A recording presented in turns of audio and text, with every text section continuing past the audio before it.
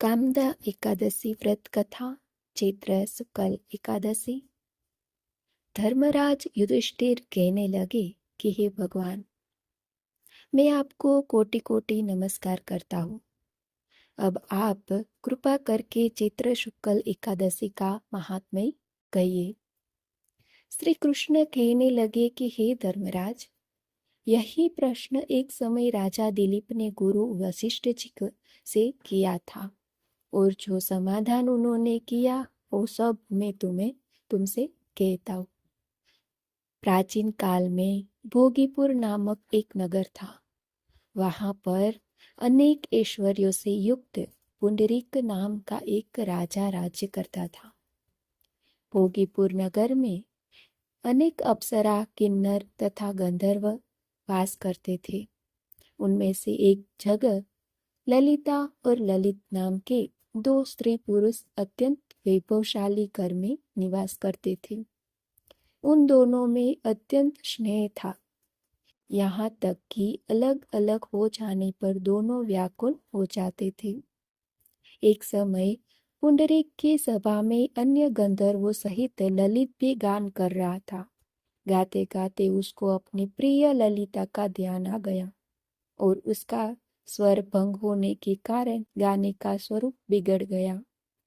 ललित के मन में के भाव जानकर कारकुट नामक नाग ने पद भंग होने का कारण राजा से कह दिया। तब पुंडरीक ने क्रोधपूर्वक कहा कि तू मेरे सामने गाता हुआ अपनी स्त्री का स्मरण कर रहा है, अतः तू कच्चा मांस और मनुष्यों को खाने वाला राक्षस बनकर अपने किए कर्म का फल भोग।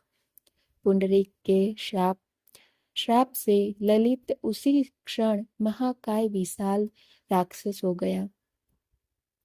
उसका मुख अत्यंत भयंकर नेत्र सूर्य चंद्रमा की तरह प्रदीप्त तथा मुख से अग्नि निकलने लगी। उसकी नाक पर्वत की कंदरा के समान विशाल हो गई और गर्दन पर्वत के समान लगने लगी। सिर के बाल पर्वतों पर खड़े वृक्ष के समान लगने लगे तथा भुजाएं अत्यंत लंबी हो गई। कुल मिलाकर उसका शरीर 8 योजन के विस्तार में हो गया। इसी प्रकार राक्षस होकर वह अनेक प्रकार के दुख भोगने लगा। जब उसकी प्रियतमा ललिता को यह वृतांत मालूम हुआ तो उसे अत्यंत खेद हुआ और वह अपने पति के उद्धार का यत्न सोचने लगी। वह राक्षस अनेक प्रकार के घोर दुख सहता हुआ घने वनों में रहने लगा। उसकी स्त्री उसके पीछे पीछे जाती और विलाप करती रहती।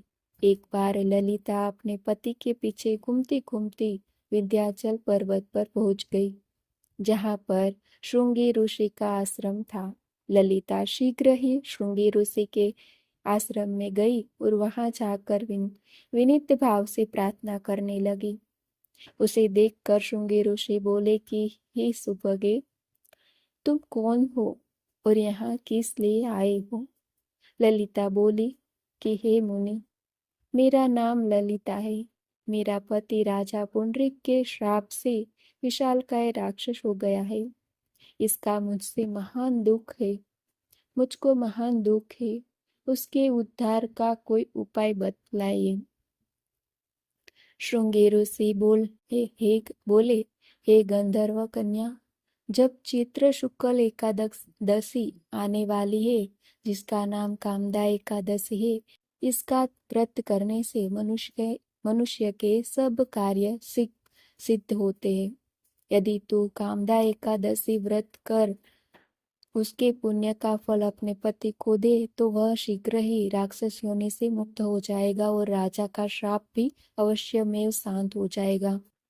मुनि के ऐसे वचन सुनकर ललिता ने चैत्र शुक्ल एकादशी आने पर उसका व्रत किया और द्वादशी को ब्राह्मणों के सामने अपने व्रत का फल अपने पति को देती हुई भगवान से इस प्रकार प्रार्थना करने लगी।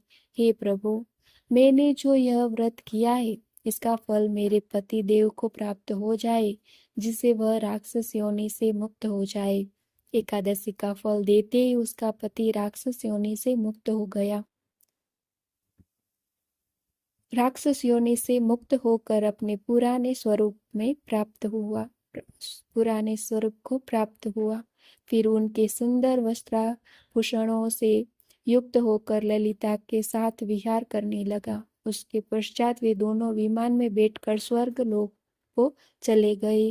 वशिष्ठ मुनि कहने लगे कि हे राजन, इस व्रत को विधि पूर्वक करने से समस्त पाप पाप नाश हो जाते हैं तथा राक्षस आदि की योनि भी छूट जाती है। संसार में इसके बराबर कोई और दूसरा व्रत नहीं है। इसकी कथा पढ़ने या सुनने से वाजपेयी यज्ञ का फल प्राप्त होता है।